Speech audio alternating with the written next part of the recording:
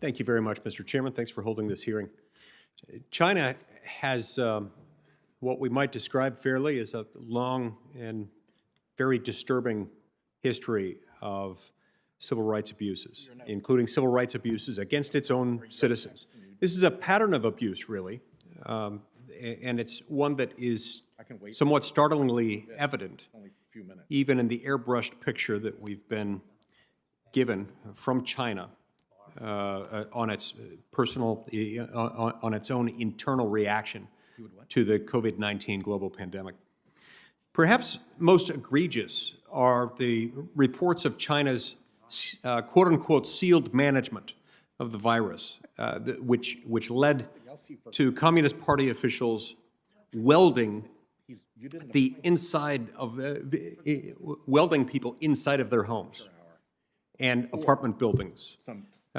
This is not something that a responsible government does. This is something that we should not countenance in any way. But as barbaric as that is, welding people into their homes, it's just the tip of the iceberg. I think somebody over there might have their microphone on. Even though the Chinese government knew, or at least strongly had reason to suspect, that the virus was spread by human-to-human contact, Wuhan Dr. Ali Fen was disciplined for ordering her staff to put on masks. Dr. Wenling, another Wuhan physician, was also punished by the Chinese government, in that instance for trying to warn others about the deadly nature of the virus. Unfortunately, Dr. Wenling lost his life to COVID-19. The evidence suggests that as early as December 31st, China could have taken reasonable preventative measures to protect the rest of the world from this pandemic. Instead, China repeatedly lied to its own citizens. It lied to the World Health Organization, and it lied to the rest of the world about the nature of the virus, about the extent of the spread, and about the rising death rate and infection rate within China. The Chinese National Health Commission even went so far as to outlaw publishing information related to the outbreak. Now, this is the Public Health Commission, whose job it is, supposedly, to protect public health within China. The effort to cover up the severity of the situation extended beyond Wuhan and across China's borders. It's a problem inherent to communism. Eventually, the propaganda and the political whitewashing become deadly, and did in this circumstance. Based on representations from Chinese officials, the World Health Organization, quote, did not recommend any specific measures for travelers, close quote, and even went so far as to advise against any travel or trade restrictions on China. In fact, the World Health Organization, which itself failed to conduct its own research and instead mystifyingly relied on representations from China itself, did not raise any alarm bells until January 30th. And yet, as much as a week earlier, on January 23rd, Chinese officials shut down domestic flights out of Wuhan and surrounding municipalities to avoid spreading the virus throughout China and within China.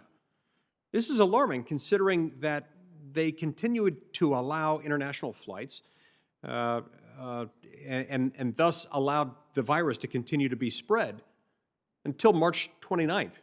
Thank goodness that President Trump restricted travel into the United States from China as early as he did, or the situation would have been much, much worse. Professor Keitner, I'd like to start with you. In written testimony, you acknowledged that China's damning actions and omissions. Do you stand by that statement? Absolutely, Senator. As I indicated, I am not here to defend China's actions.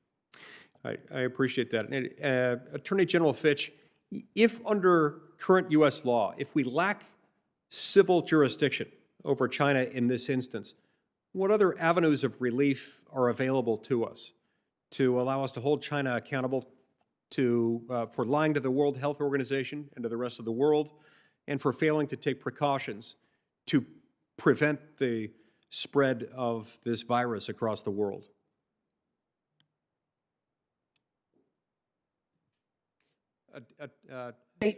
There you go. We can hear you now. Thanks. Thank you, Senator. We'd certainly will proceed with our lawsuit based on the exception that we've discussed. Any additional exceptions are very important. You know, the world today is very different from 1976. So no law should be absolutely static. So it's an opportunity to amend these laws and to give us other tools. But to your point, Senator, in ways that we really can't understand as a free society, to see these doctors, these medical experts that were forced to confess to crimes, to prepare self-criticisms and stop committing unlawful acts as they were made to do. You know, we looked at it, we saw the social media, it was censored. We know that these are bad actors in China, and we've got to hold them accountable. So we'll move very readily on our lawsuit with the exception at hand, and we look forward to any other additional exceptions brought through the Congress. Thank you, General Fitch. Mr. Chairman, could I ask one more question? Absolutely. Thank you. I appreciate that. I've got a question for Professor Miller.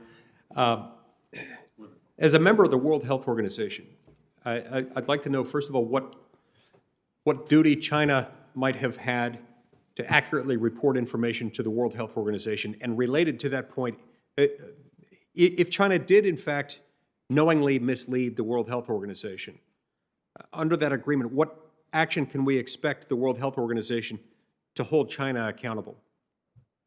Senator Lee, I'm sorry I won't be able to answer that question. I'm not fully versed on the obligations states confront as part of their duties to the World Health Organization or their participation in the World Health Organization. I can say that there is a spectrum of public international law commitments to which the United States, but also China, are responsible for fulfilling that range from global health concerns to human rights concerns like the important issues you raised, to security concerns, all at the international law level, which could be implicated here as well. But the details of obligations under the World Health Organization regime, I'm not competent to comment on. Okay. I'd be happy to chime in if you'd like, Senator. That's okay.